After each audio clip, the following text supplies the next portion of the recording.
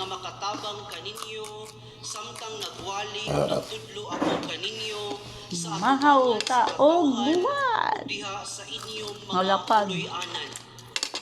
Giawhag ko ang mga Hudeyo ug ang mga dili Hudeyo sa paghinulsol ug pagbalik ngadto sa Dios ug sa pagtuo sa atong Ginoong Hesus.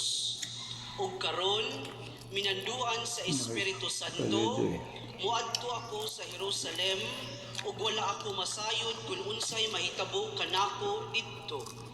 Ang nahibaluan ko lamang mao nga ako gipasidan-an sa Espiritu Santo nga sa matag syudad naghulat kanako ang prisuhan ug ang mga kasabot. Apan giisip ko ang akong kinabuhi nga walay bili, basta lamang matapos ko ang mga buluhaton nga gihatag sa Ginoong Hesus kanako, nga mao ang pagsangyaw sa maayong balita sa grasya sa Dios. Naduaw ko na kamong tanan ug nawalihan mahitungod sa gingharian sa Dios. Ug karon nasayod ako nga dili na kita magkita pag-usab.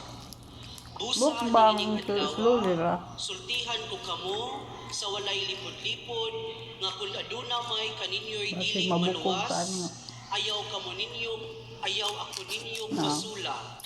Kay wala ako magpanuko sa pagpadayag kaninyo sa bug-os nga tuyo sa Dios.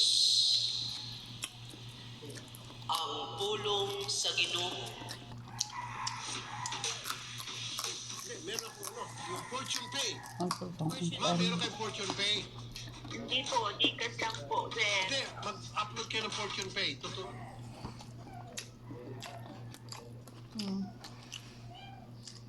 Ang Ginoo kaloy kami.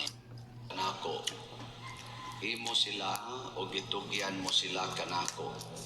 Gituman nila ang gisulti mo kanila. O karon nahibalo sila na ang tanan nga gihatag mo kanako nagikan kanimo.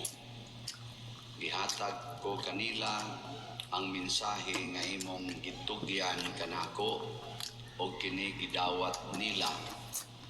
Nasayod sila nga tinuod na ako gikan kanimo o nagtuo sila nga ikaw ang nagpadala kanako. Nagampo ako alang kanila. Wala ako magampo alang sa kalibutan, kundili alang sa mga tao nga imong gitugyan kanako, kay imo man sila. Ang tanan nga ako imo, ug ang tanan nga imo ako ug diha kanila gipasidunggan ako. Ug karon moanha ako kanimo, dili na ako magdugay dinhi sa kalibutan. Apan magpabilin sila dinhi, bala ang amahan, bantay sila diha sa gahom sa imong ngalan, ang ngalan nga imong gihatag kanako.